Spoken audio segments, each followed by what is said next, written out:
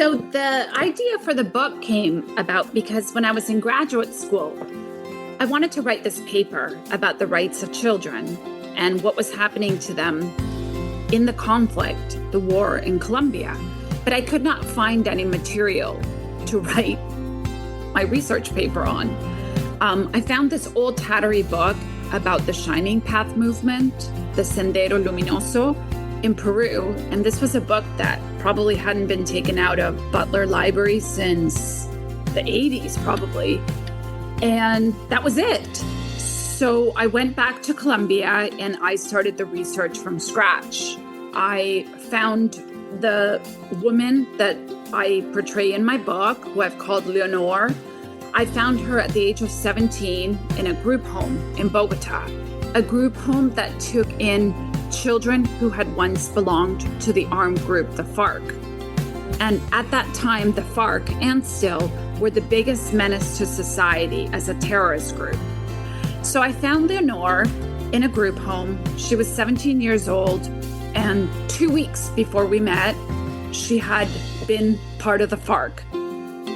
And she was there in the group home trying to figure out what to do, how to rebuild her life, how to put the puzzles of her life back together. But she wasn't entirely gone from the FARC yet, or at least in her mind, because she still considered herself part of that group. Now, we were talking about language and we were talking about words matter. And so between her and I, at the beginning, when we first met, there was a lot of distrust because I'm a white, blue-eyed woman from Bogota who speaks Spanish a certain way and has a certain tone and cadence to how I speak. And right away, the way she'd been indoctrinated was that I'm the enemy. She referred to the United States as imperialist Yankees. In their language, they do not say they kidnap people. They say they retain them for attacks. So yes, words matter. So her intonation, Leonor's intonation and cadence brought about this Southern Colombia to her and this distrust of her and I in the beginning, which of course, like it all comes out in just a single conversation, a single exchange of, hola, ¿cómo estás? Hey, how you doing? The words that we use signal where we come from, where we've been. Hey everyone, welcome back to Living the Next Chapter. We're recording this in December, and it's like super close to Christmas. So I'm like super excited because I know there's gifts upstairs, and I'm not allowed to look. So I'm going to podcast instead. Paula is here with me today. We're going to be talking about her journey as an author, and I'm excited because there's a connection between Paula and I that we didn't even realize we had until we got on and did our pre-chat and went, holy smokes, this is really cool that we have this in connection with each other. We didn't even know. We're actually neighbors. So this is really fun. Paula, welcome to Living the Next Chapter. So glad to have you here. Oh, thank you for having me. Yeah, Merry Christmas. This is amazing. It's like Christmas Eve. Isn't it Christmas Eve? Yeah, it's Christmas Eve. Yes. This is crazy. So we get to have, you're my Christmas present this year. So this is great. Oh, you're mine. See? Come on. You. This is amazing. So we're going to unwrap your book and your journey as an author. See what I did there? Unwrap this, and we're going to have a great conversation today about your book. We'll get to our connection as far as geographically how we're connected, but where are you right now in this big world of ours? So right now I'm in Florida because it turned out how life does flips and flops for everybody and no one can plan anything, that I have this great, amazing daughter who plays tennis. And she's in the middle of a tennis tournament right now here in Florida. So I took a little time off to unwrap my present too on this iPod. Nice. And yes, Florida. It's not sunny. It's cold. It's windy. Really? Okay. Very bizarre, but here we are. Christmas Day. Amazing. In Florida, Christmas Eve. Nice. I love it. But we have a connection geographically to where you grew up, which is exciting. I live in Niagara, near Niagara Falls, and you grew up here for a period of your life. And we just found this out as we did our chat earlier. Can you tell everybody, like, how did you end up in Canada? Because you came from another country. Can you kind of give us a little bit of the background of how all this happened?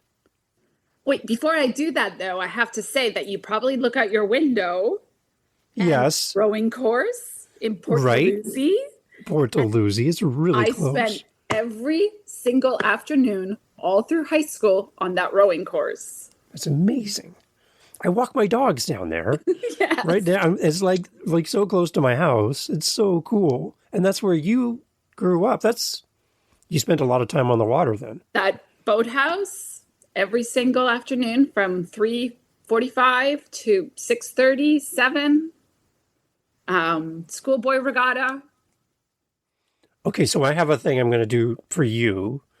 I'm going to take a copy of your book down there and take some pictures of your book at that place. On the stands. Right there on the stands. And prop up your book and send you some pictures back. How's that? That's amazing. Okay. All right. Yeah, I can do that for you because it's like literally a few minutes from my house. So it's so cool. So I'm going to do that for you. I'm making note of that. But anyways, so you came to Canada, but where did you come from originally? We came to Canada. We came from Bogota. And I was 9 years old. It was 1983, February of 1983.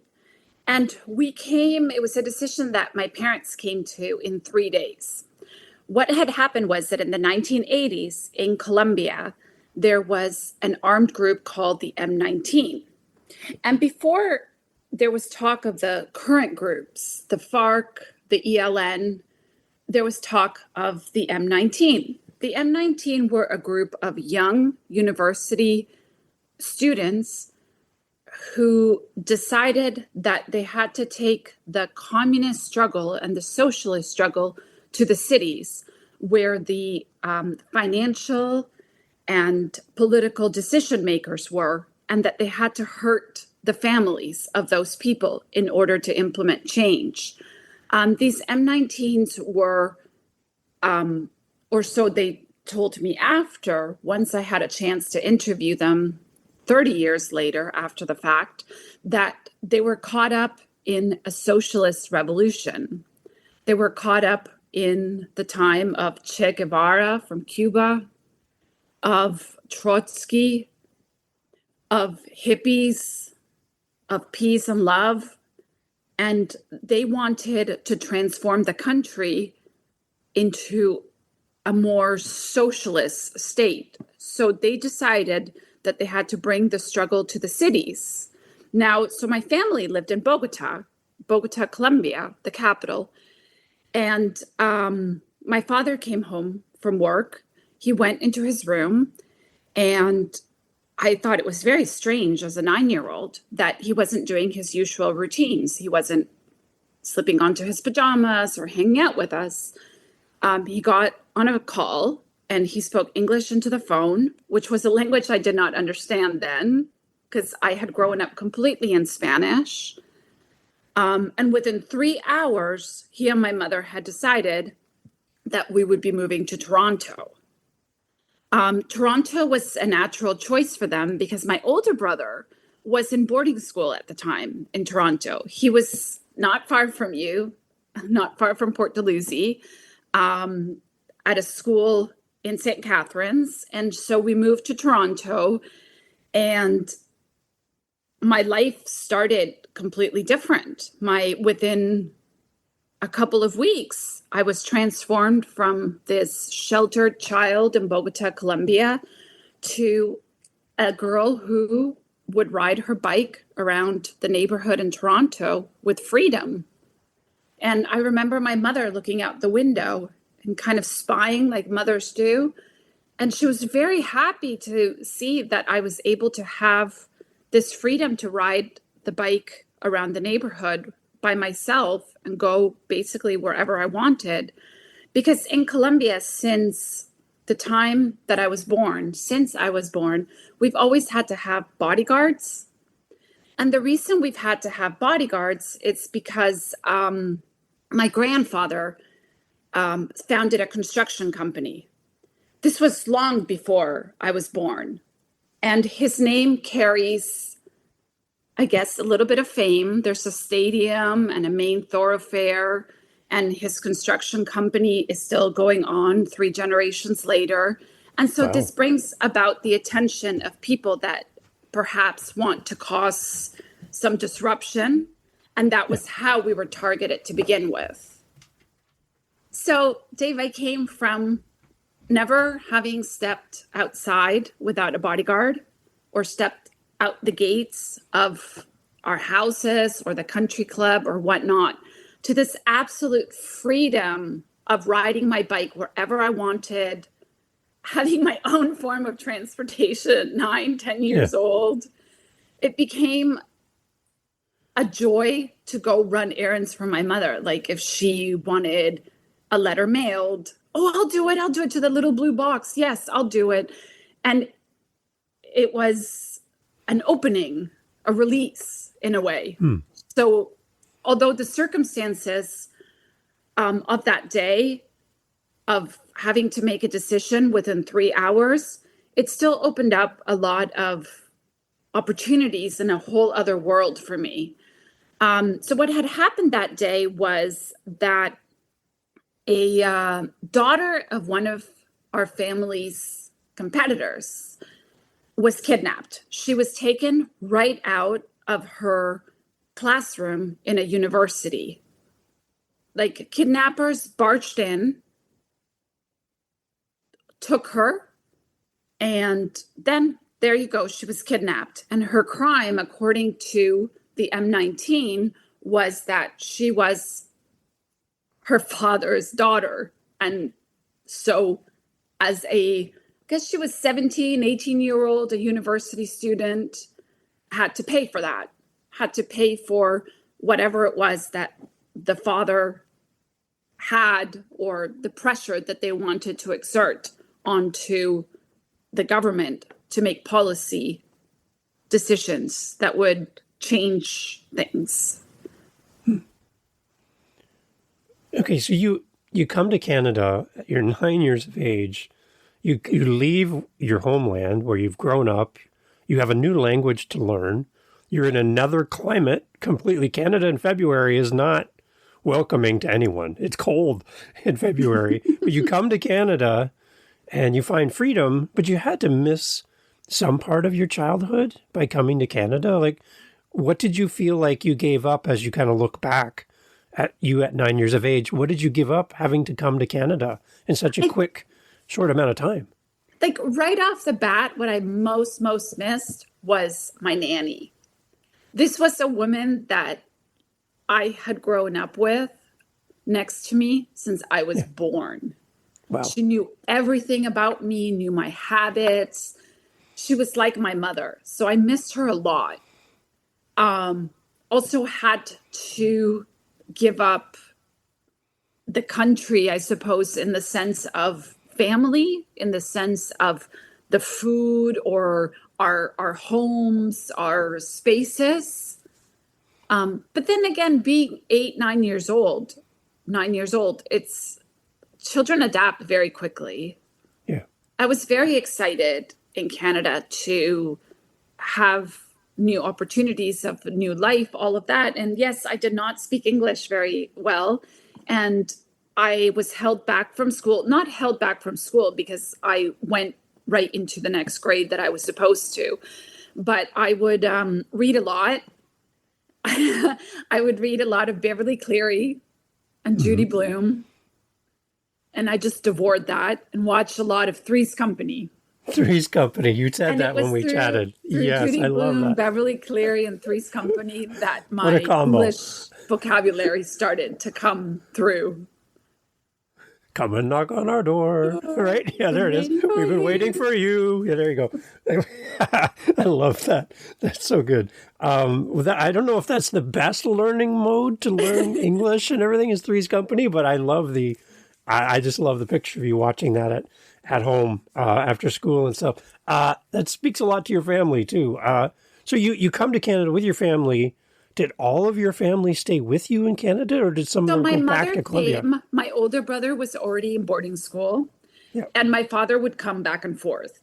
Okay. And they did this for 5 years, from the time I was in 4th grade to the time I was in 9th grade. And then in 9th grade, I went to boarding school. Okay. And my mother returned back to Bogota. And I guess they did what parents have to do to get their children through what they need to do.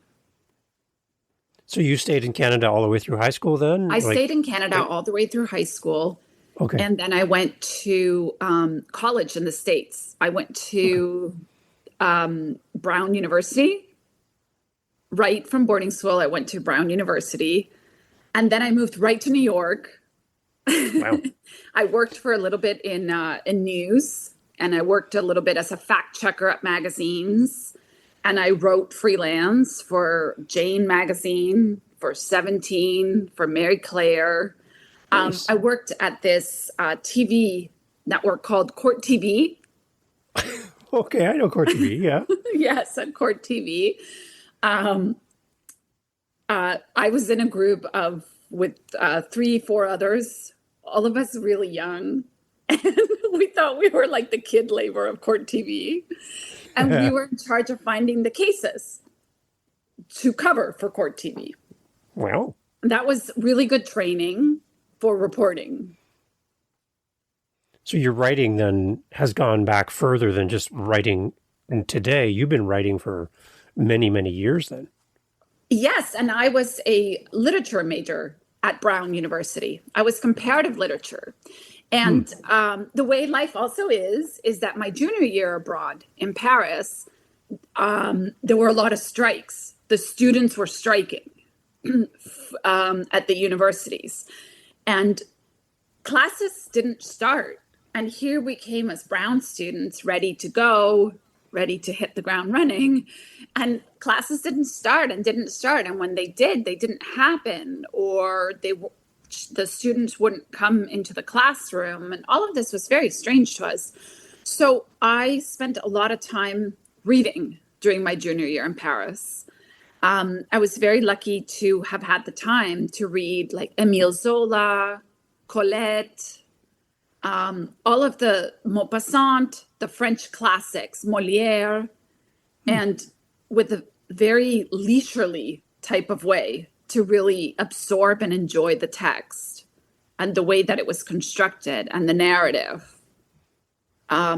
Because there was nothing else going on my junior year as far as classes. It was I was part of the Brown in Paris, and I was registered at La Sorbonne. Nice. Yes.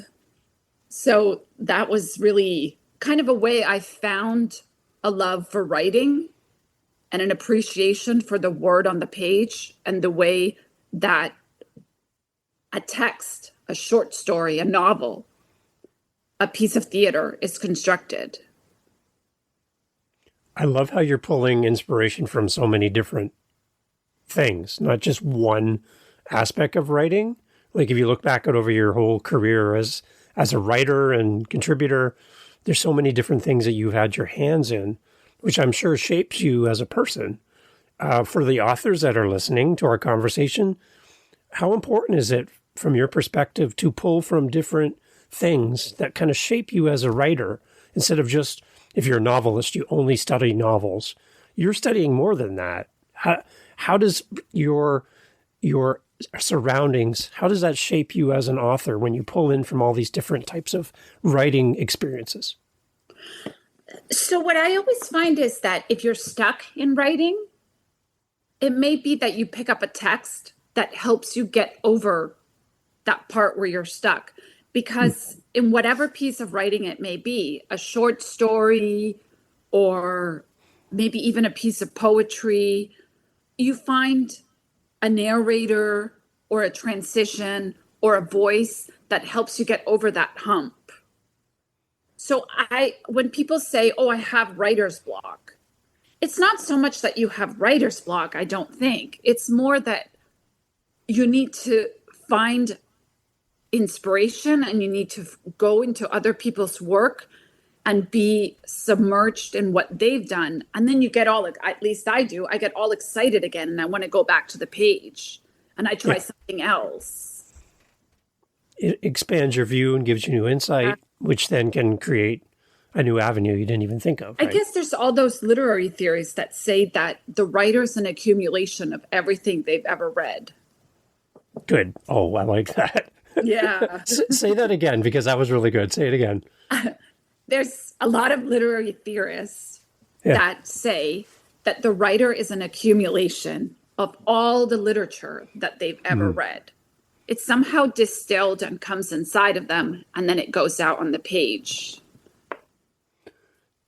I love that. And that kind of also counterbalances the whole imposter syndrome of who would ever want to read what I have to say or what I have to write.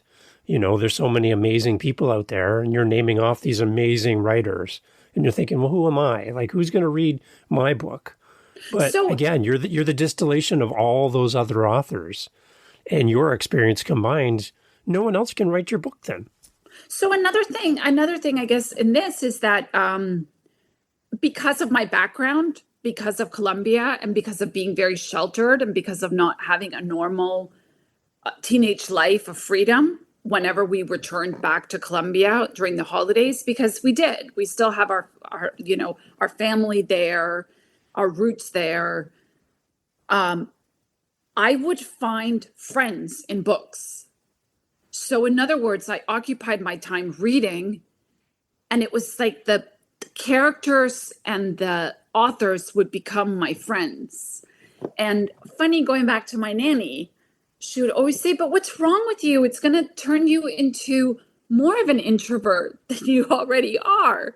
But I found more enjoyment in reading. And I would go to the bookstore in Bogota, and then I would start to read all of the Latin American authors, like Gabriel Garcia Marquez, Isabel Allende. Those are like the two big ones that come to mind. That were really Laura Restrepo, Laura Esquivel, a lot of the Latin American writers of that magical realism era of that time in the 80s and 90s. So I really just pulled a lot of literature from all over the place because as an undergraduate, then I went back and did comparative literature. And I did it between French and Spanish literature. So I was reading in French and I was reading in Spanish and I was writing my papers in English. Okay, so we just pause here for a second. I have listeners that listen to the show in Paris. I have listeners who listen in Latin America. And I think we'd be amiss if we didn't do this, but could you just let's take a pause for a second. Can you just welcome our listeners in France and also welcome our listeners in like Colombia and Latin America, because they're listening to the show. They're listening to me and other English speaking authors. But the moment we can flick the switch and speak to them in their language is like this joyous moment for our listeners to hear something that sounds like home from our guest. And I can't do it. You can. Okay. So can you do something to just to welcome people? My accent at this. Come no, but I hear you speak French, and I'm like, I can hear it. Yeah. Okay. Je suis très heureuse d'être ici avec toi aujourd'hui. Excellent. Now for our listeners in Latin America. Oh, come on. Just keep going then. I'll just take a drink. Sono keep going. contenta di stare qui oggi. And next, what do you have for us next? Estoy muy contenta de estar aquí con ustedes hoy.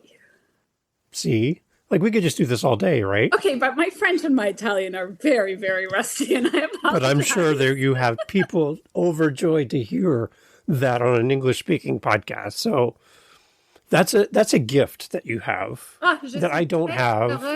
Pour Colette, Émile Zola, Maupassant, parce que ils sont extraordinaires. No, see, that sounds like music to me. English feels very...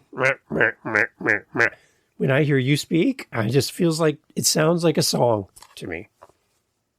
I get a kick out of the Italians. Mm-hmm.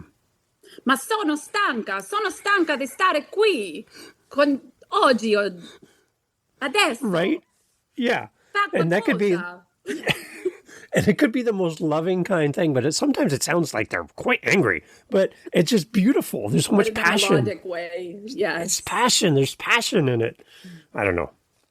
As an English speaker growing up my whole life, I just feel like we're lacking a little bit of that romance in our vocabulary.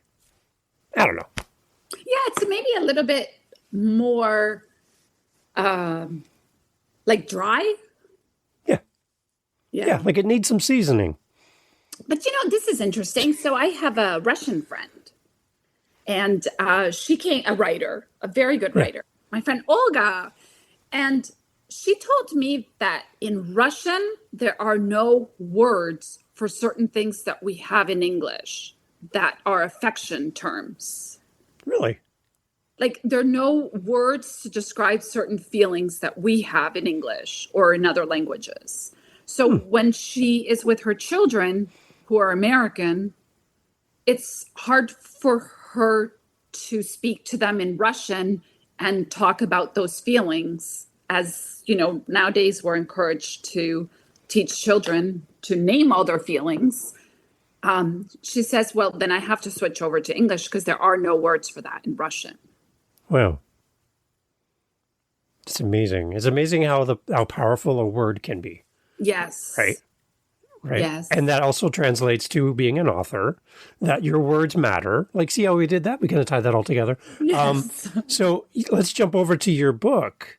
Your book is coming out, and I'm excited to share this with everybody because it seems like you came to Canada, you found freedom here, but then you had the chance to go back to your homeland and speak to some of the people who at one point would have been, I guess, the enemy, who would have threatened your family, and you had a chance to speak to them, which is kind of the genesis of the book.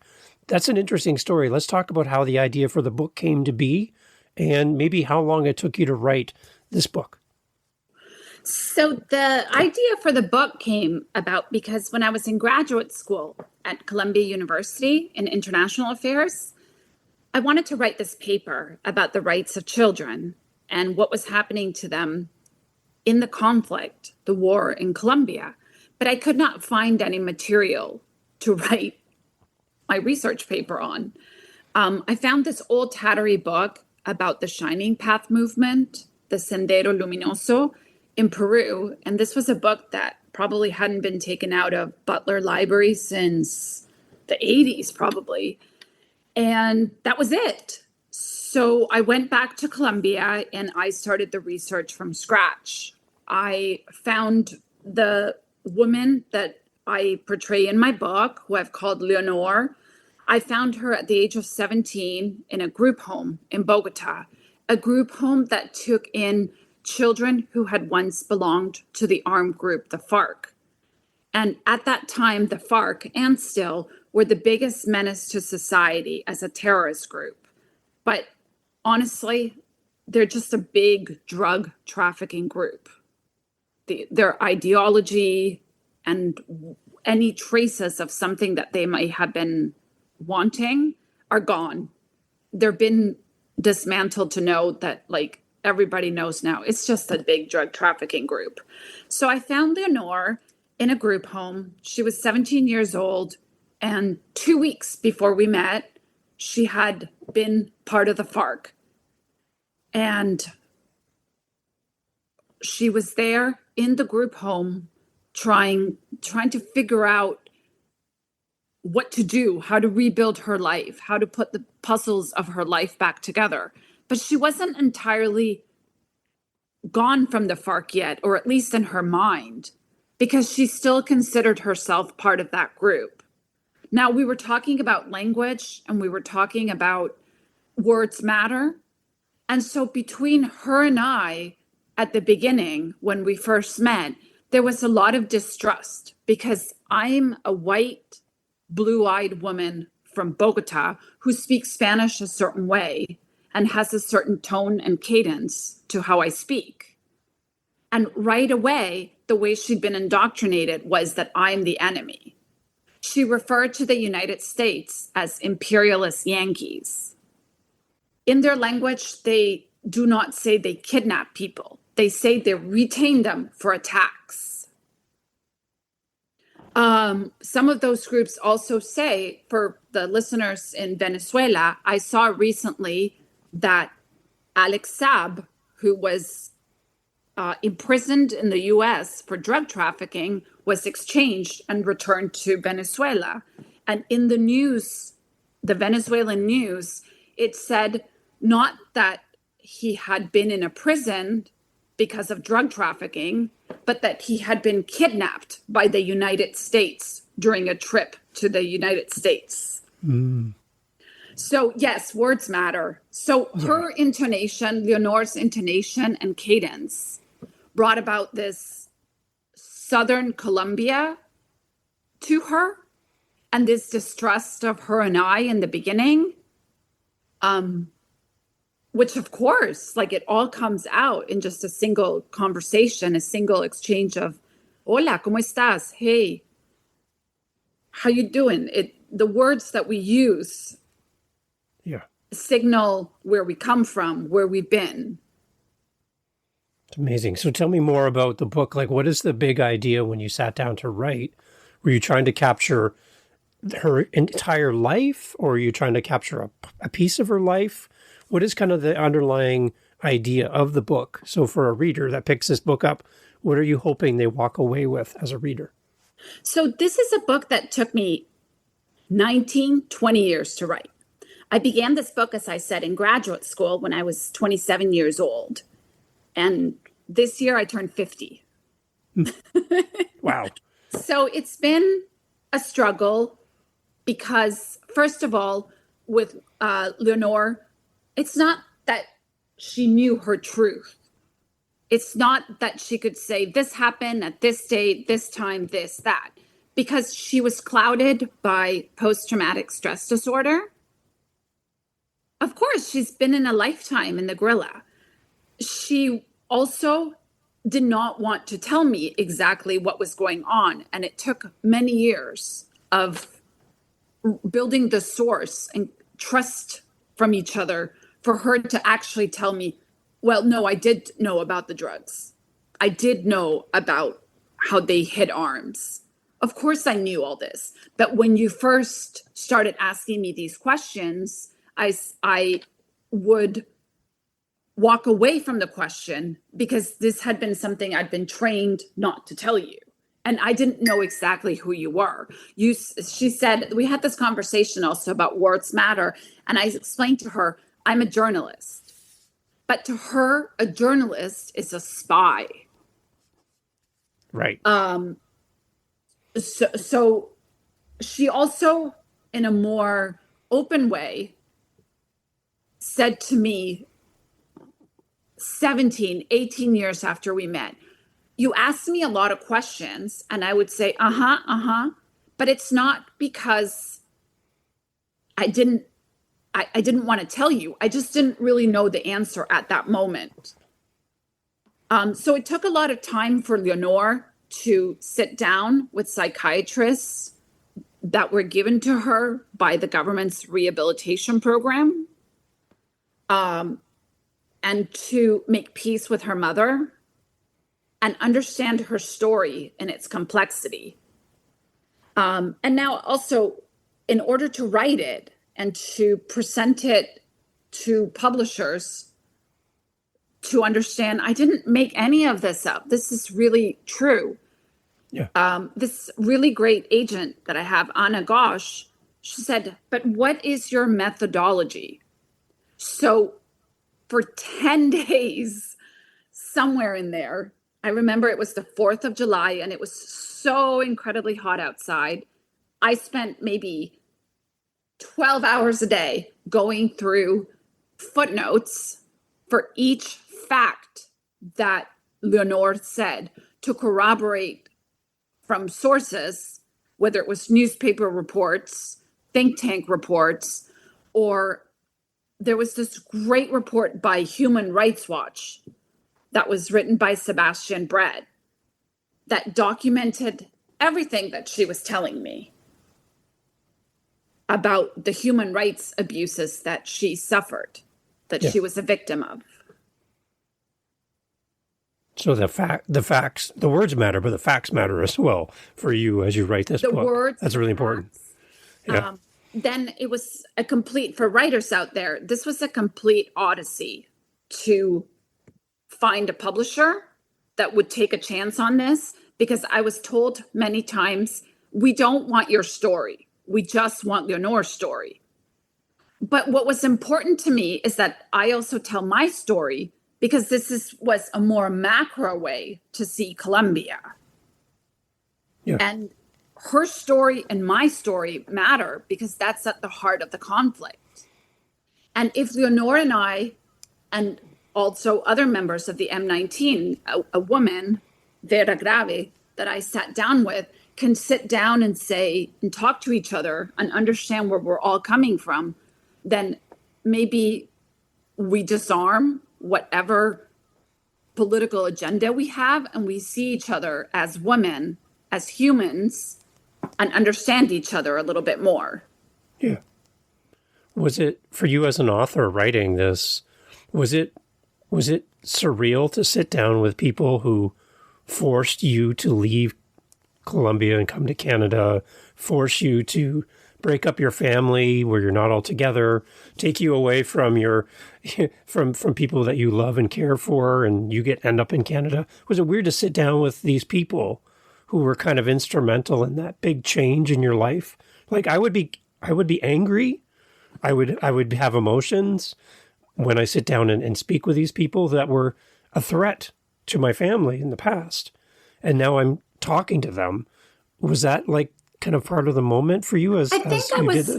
I think I was so invested, intrigued in understanding where they were coming from, that whatever emotions I had, I sort of was able to have a poker face about. Okay. Yeah. But there was one former M19 who was part of he was a very senior social worker within the rehabilitation program. And I found out that my questions to him, he would mock me later with his colleagues because I didn't understand the intricacies of their guerrilla world.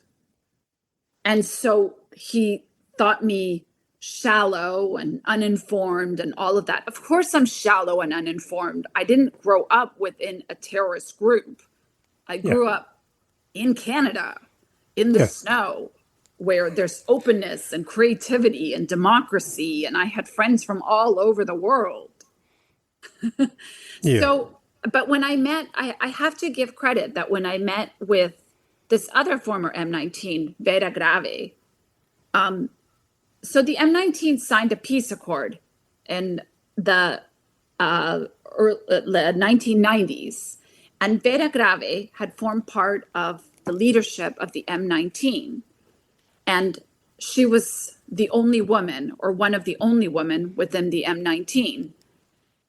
And truthfully, I was just very curious to find out from her what her experience had been to be a woman in a male-dominated group as a commander.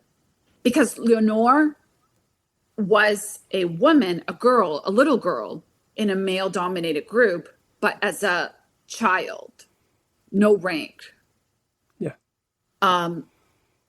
So Vera was able to explain to me from her side how difficult it had been to stick to her ideals and what she believed in, and how she had been abused as a woman, even within the commanders themselves, which totally disarms their whole equality and socialism and all of that.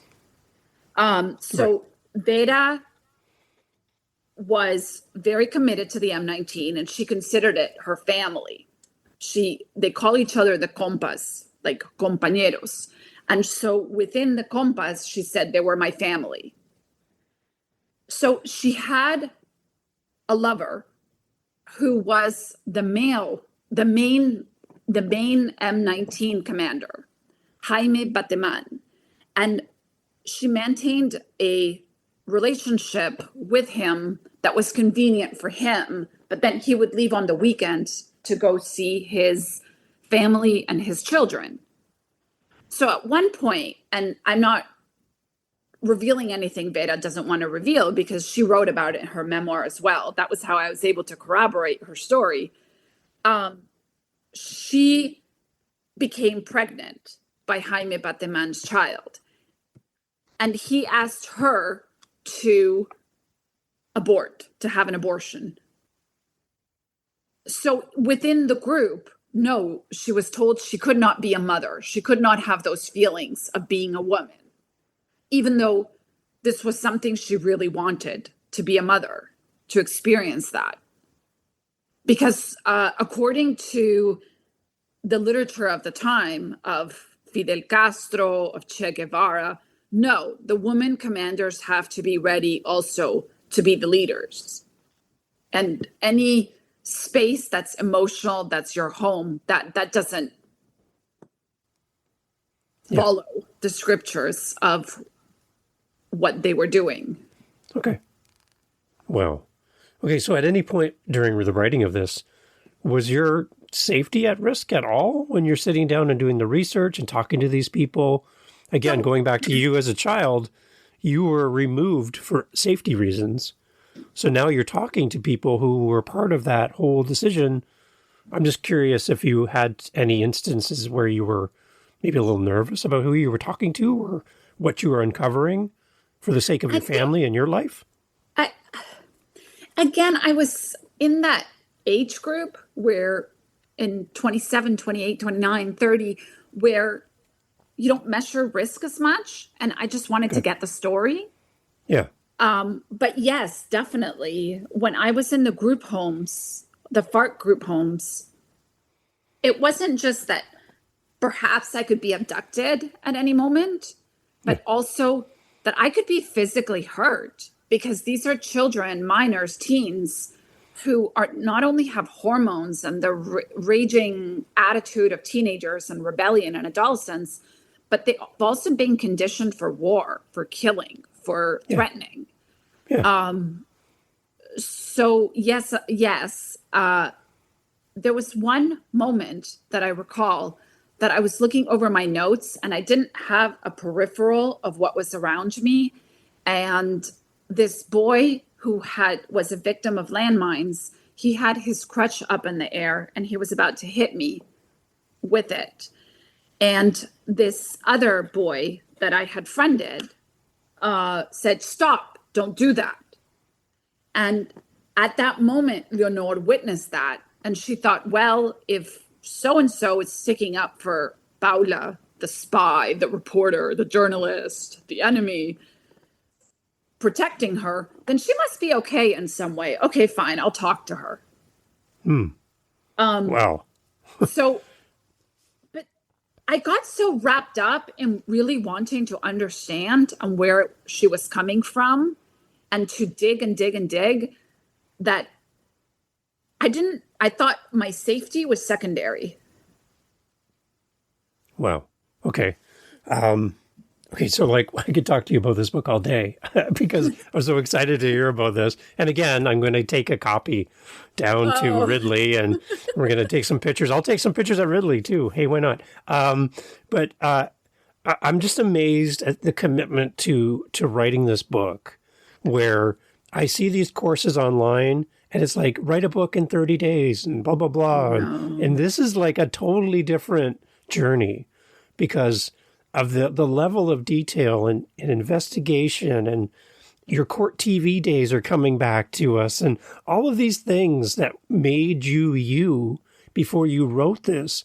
It's like you were drawing on all these different assets and abilities and education and connections to make this book happen. You must be proud of this at the end of the day, that you have this out in the world.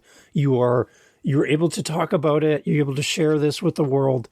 What is a proud moment for you as an author, knowing that this book is going to be sitting in someone's hands or on someone's shelf proudly out there in the world? What does that mean to you as an author? I think I'm just really grateful. First of all, that Leonor trusted me with her story. Yeah. There would be no book without that young woman trusting me and building the kinship that we did in order to have a dialogue. And that for the grace of God that we kept in touch for all those years. There were many, many years where she didn't have a cell phone. She didn't have a contact. She went through several group homes. She went through bouts of alcoholism, of drug addiction, all of those things. And that we were still able to stay in contact with each other, and that I was able to have notes and go through them. So most proud, I suppose, is this universe speaking, saying, well, you were able to still maintain contact with Leonor, and that's the biggest thing. Because without maintaining contact with her, there would be no book. But yes, it was very difficult. I'm not going to lie. Because of my background, I had a lot of meltdowns as the book started because it touched a lot inside of me. And I knew I really wanted to do the book, but I didn't understand why I wanted to do the book. So in my late 20s, I went to a lot of psychiatrists and I would just sit in their office and cry and cry and cry. And it was just a space to cry. So the book allowed me to understand why I was crying.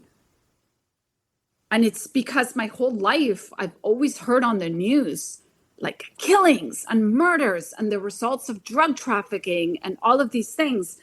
And not to go further, but I was in a yoga class once and the teacher lifted me and was able to open up one of my chakras. And all these tears just fell from me. And at that moment, I didn't know why I was crying in yoga class. I was a woman crying in yoga class. Wow. But then I realized this book and why it had to be my story and Leonor's story. The reason I was crying in yoga class was not just because I was hearing all these horrific things about abuse from Leonor. She was a young girl when a commander, 34 years her senior, took her as a sex slave. She had to live this day in, day out, day in, day out. But also I was crying in yoga class because when I was at Ridley, when I was in boarding school and I was a 10th grader, my brother was kidnapped in Colombia. And he was held as a hostage in a small room for 6 months. And so in my mind, I associated Leonor with my brother's captors. Because when I was a teenager myself, I overheard my brother saying that it had been teenagers who were his captors and held him in the room and held him hostage. So there was a lot of emotion that Leonor could have easily been my brother's captors. Right. And when my brother came back, he was very changed and he was very emotional. And I think even though we don't talk about it, it's still to this day very tender. There was probably a realization that his captors were teens and humans and have backgrounds, and the society themselves itself has turned them into that. Wow. Okay, Paula, this is like sorry. So that's why my brain is class, okay? No, I know. Like I could just see everyone else in yoga class going, "Is this a new move that we have to learn?" Like, I don't know this one. I know downward dog. I know all the other ones. I don't know crying one. What is this? Yeah, so right? Your whole class is confused at that point. Like, that's amazing. Okay, so I'm going to end off here in a moment, Paula, because again, I could talk to you all day. But as far as connecting with you around the book, I know you have your website. If you can give us that information, and maybe where you're most active on social media as well, because I can anticipate that there's going to be people wanting to reach out to you, have a conversation with you, get more information about you and your journey. So where do we find you? And after that, I have one more question to kind of wrap up our conversation. But where do we go? How do we connect with you after this chat today? Oh, I'd love for you guys to reach out. So my website is pauladelgadokling.com. And on there you can write me. I'm happy to talk to writers. I'm happy to talk to people who are interested in Colombia or children's rights, women's rights, gender rights, or just anyone who enjoyed the book and has a question. I'm also active on Instagram. It's Paula Delgado-Kling. And Facebook, Paula Delgado-Kling _author on Facebook. Probably the best if you want to keep in touch to see what readings I may have and all of that. Yes, the Instagram and the Facebook. And if anyone is reading the book and they're part of a book club or they're reading it as a group, I'm happy to join you on Zoom any day to talk about it. That's a great offer. I love that. Yes, of course. We'll have all the links in the show notes for people to go to your website and all your social handles. That's amazing. So my final question, Paula, because again, I could talk to you all day, but I know you have things to do. You talk about your journey at 9 years of age coming to Canada from Colombia. You are a mother now, and you have a young daughter. Like, her life is noticeably different than what you grew up as and the things that you've had to face. Her life is considerably different, which is amazing. But how important is it for you as an author and a mother to share legacy with your daughter so that she understands your story? Because I think as children growing up, we don't really associate parents having a story. They're just adults in our lives who tell us what to do. And we don't really understand that they were like young. They had a story before they had us as children. How important is it for you as a mother to explain and have your daughter understand who you are and what you've lived through legacy as an author? How important is it to share legacy? What do you think?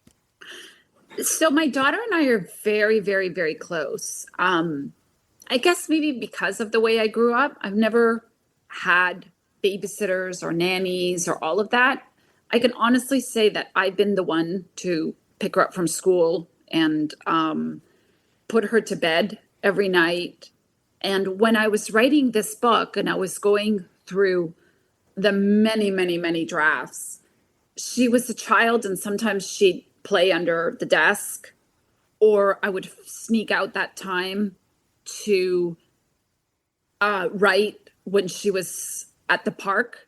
So where we live in New York, we live near Bleecker Park. And Bleecker Park is the children's park for our area, for the West Village. And there was a bench that became my office next to the slides. And we would go there a lot after school, and even before that when she was younger.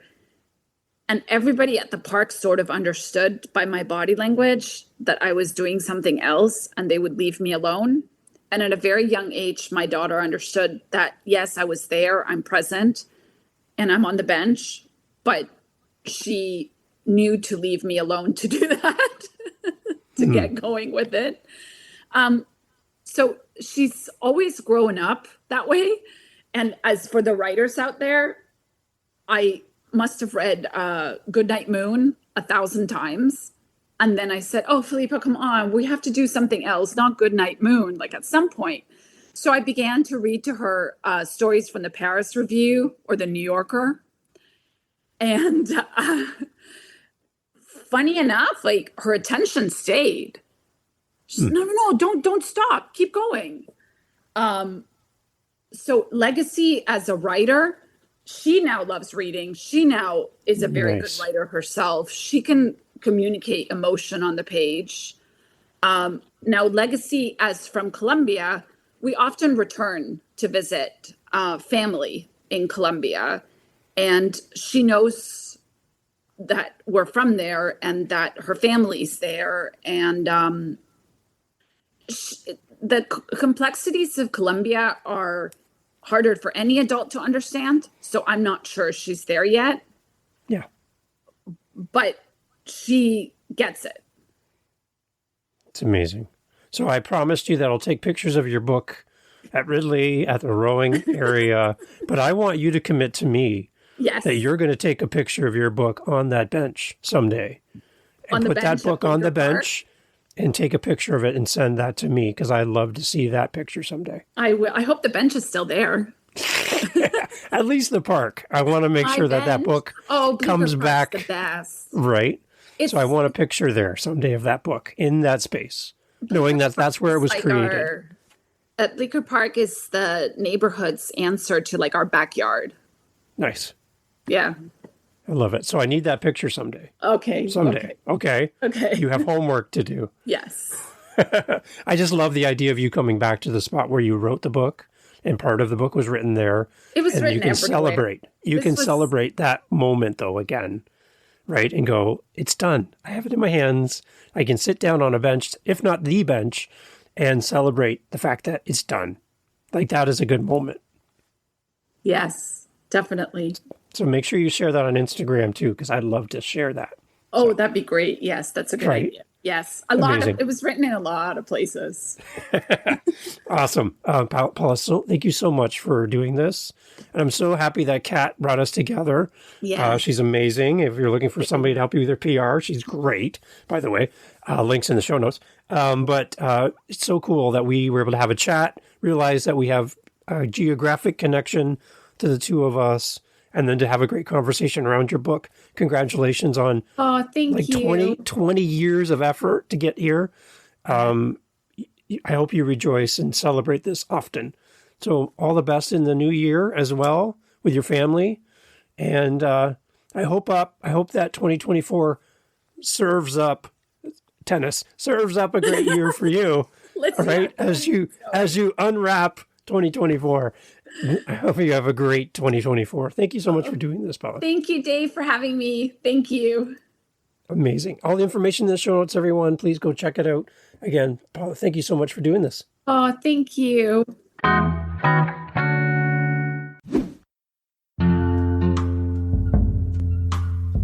Hey, thanks for checking out the latest episode of Living the Next Chapter. I'm so happy to bring on these amazing authors and to share their stories, but I do have to confess I have a problem. And people who know me best would say, Dave, you have more than one problem. My problem is I have more episodes than I can release to you through my audio host, but I have a solution for you. Oh yes, head over to our YouTube channel, subscribe today to our YouTube channel, and you can get the most recent episode. I'm posting this episode today that I recorded today, and you can get it now on YouTube. Jump the line, move right past that big burly guy at the door. You can get right in and get the most recent episode of Living the Next Chapter on our YouTube channel. Make sure you go there. livingthenextchapter.com has all the information. And again, I want to thank you for making this podcast such a great joy to create. Catch you on the next one.